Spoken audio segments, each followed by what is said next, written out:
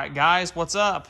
I'm working on the Trans Am, and as you can see, the LT1 is no longer on the engine stand over there. This shop is a disaster, but the LT1 is in, guys, so it's in. Got the AC and alternator set up in there, just check see if it fit. The alternator, there is not a lot of room. That's awfully close.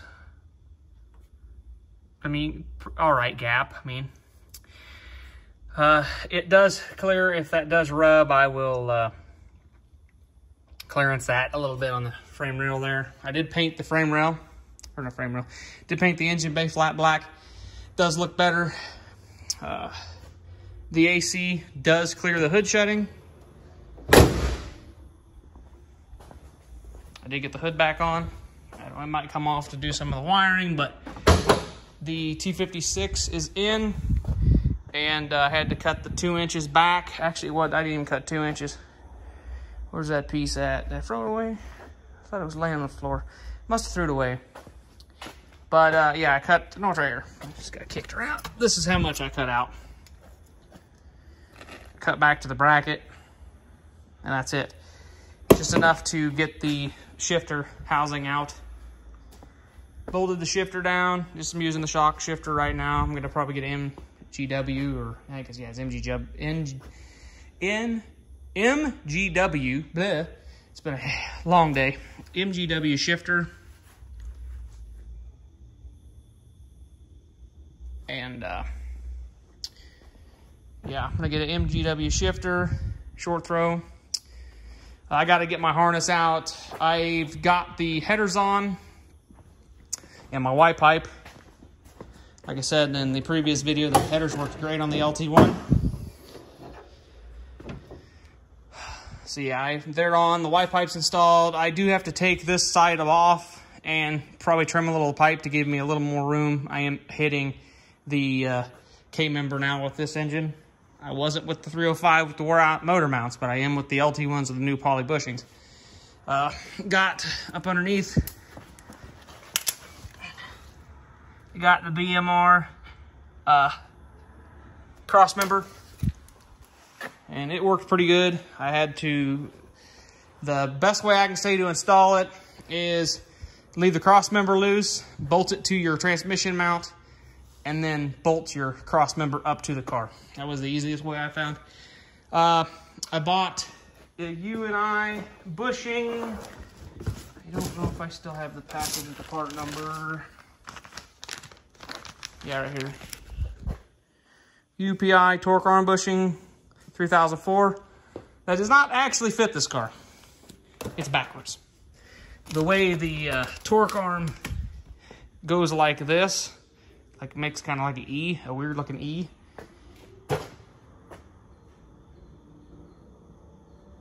Oops, somebody's doing burnouts. But the way it makes an E is flip backwards on a 4th gen to a 3rd gen. I believe that bushing says it fit this car, but it may not. It may actually fit the newer cars, the 4th gens. But I modified it. I squared the hole out and made it fit. Cars does set higher in front, but you also got to think that the engine doesn't have the radiator, all the accessories, doesn't have all the fluids. I mean, you're talking another 40 pounds there probably. My fuel lines, they used to come up here because it was a carbureted car. They are right there. I bent them back. As you can see, they come up there. I bent them up, cut them off, and then flared them. As you can see, they pretty much come right up to the fuel lines there, so that won't be a problem. I just got to put the wiper motor in and make sure they don't interfere with anything. Yeah, it's worked out pretty good so far. I'm happy. I got to possibly go out and check my motor I put out in the warehouse on a pallet there, the original 305 5-speed. And I think I left the bracket for this to mount here on the 305 bracket, or on the 305's reservoir. So I'm gonna have to go get that off it so I can go ahead and put this and mount that permanent. There is a dragonfly in here. Trying to get some light. And, I don't know, idiot. But yeah, I'm going to use the 3rd gen radiator. I compared it to my 4th gen radiator. There's just a couple of differences. The 4th gen radiator is narrower. It's about the same height. But the 3rd gen radiator obviously fits. And I think this outlet and that outlet is going to be close enough to make them hoses work. I'm going to test fit with those hoses, then I'll get new hoses. That has a steam vent port right there. This radiator doesn't, but it does have a radiator or a coolant return for like a heater core. So I'm probably going to get a short chunk of hose, a reducer, and then run my vent, my steam vent into here. Shouldn't have a problem with that. What else? I'm going to put the condenser and stuff back in just for right now. Just to be real honest, it's just so it's in the car. I broke this exhaust clamp. I got to get another one of them, but like I said, I got to cut that tube coming over off. So yeah, it should be all right when I'm done. I got to get, like I said, alternator, power steering pump, tensioner and belt, and all that stuff so I can get that.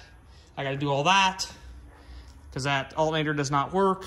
The tensioner is junk and the power steering leaks. So I'm going to replace all that stuff. That'll all be new. I got to get a resistor for the alternator as well, so it provide key 12 volts to it to kick it on and excite it. I had a cold air intake I bought off eBay, a cheapie, that I think I'm going to put over in this corner, and I'm going to build me a box for it, and then build me actually some ducts that go in there, down there, and bring some air into it, make it an enclosed system. I'll probably do that.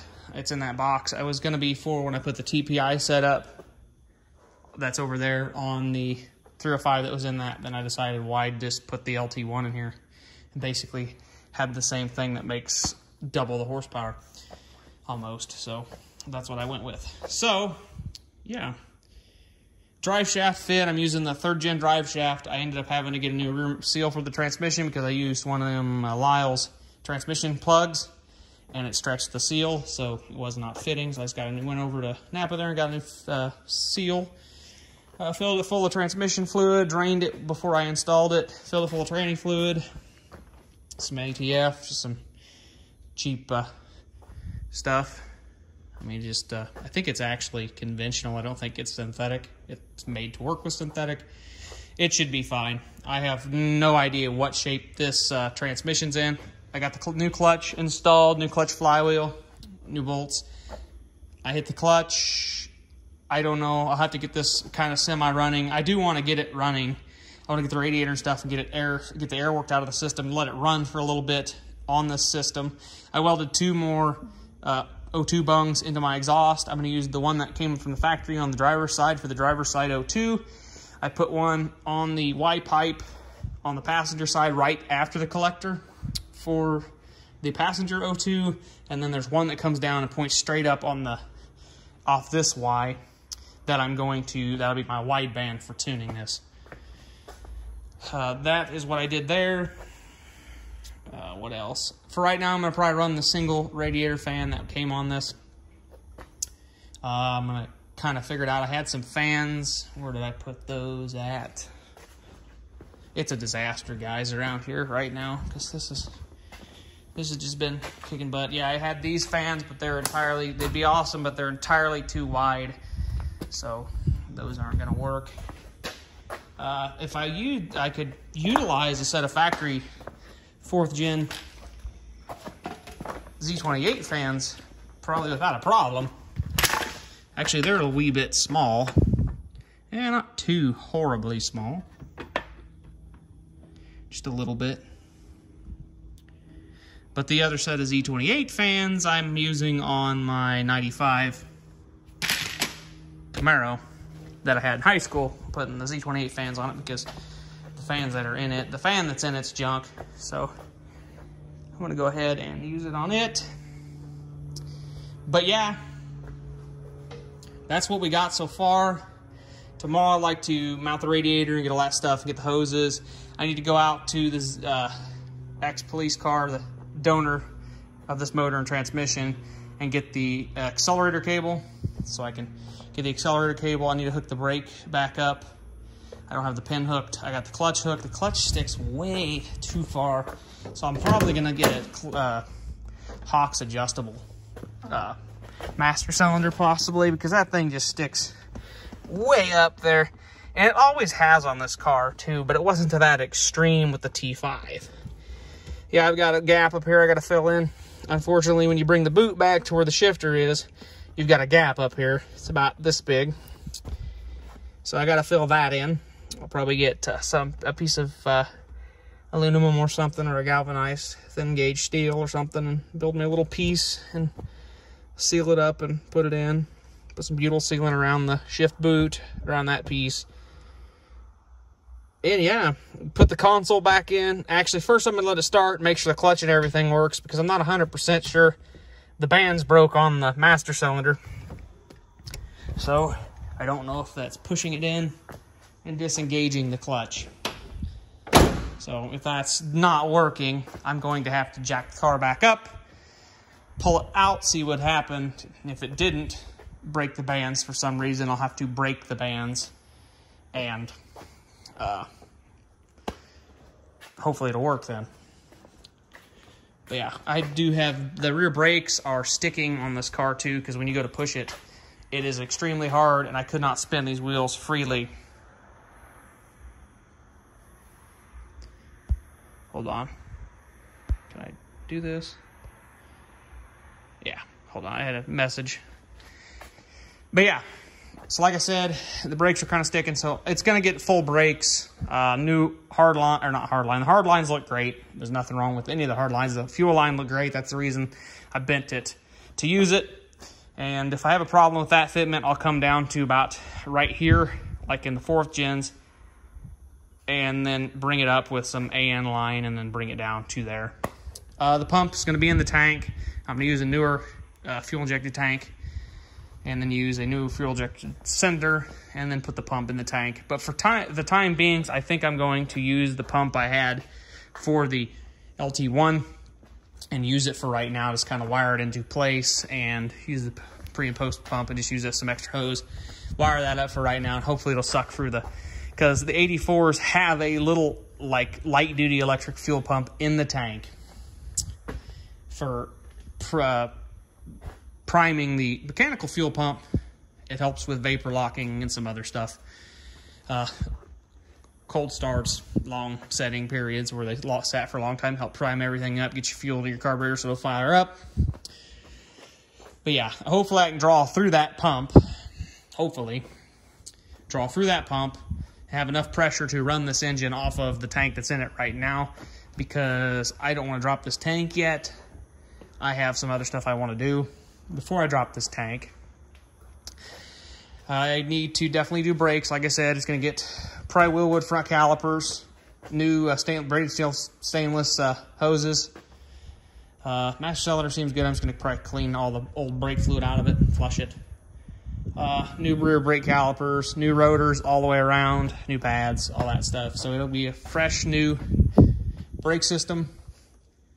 I'm also going to do steering gearbox, and I'm going to do all the drag links and stuff across. I'm going to do a new steering gearbox when I do the new steering pump and all that stuff, and then I'm going to flush the cooler. If not getting a different cooler, I might be going with like a remote mount cooler, a little one, somewhere, and actually run it, because it'd be a lot easier to run a line across to a cooler and then come up to the reservoir that'll be mounted on that side, because it's going to be using the standard reservoir that's over there. That's out of the Z28, because you know they have the remote mount reservoir.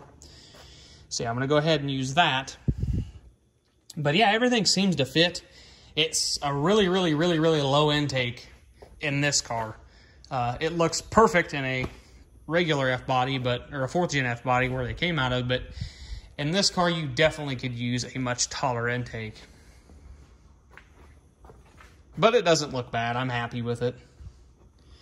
I'll be definitely happy with the fuel injection, the 6-speed, and the added horsepower. So, yeah. And the blue, actually, the blue with the black engine bay doesn't look horrible. It actually turned out better than I thought it would. But being that's not going to take as much space up as the alternator did, and you have to have that custom notched valve cover, I might actually get a set of custom, or a set of nice chrome valve covers. Possibly.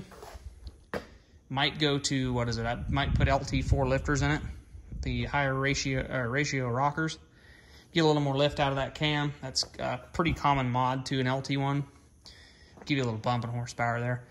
But anyways, I rambled on long enough. It's going on 15 minutes now. I just got to button a little stuff up. Like I said, to get this to run, I've got the 411 PCM already flashed. It didn't have VATs in it when I got it, oddly enough.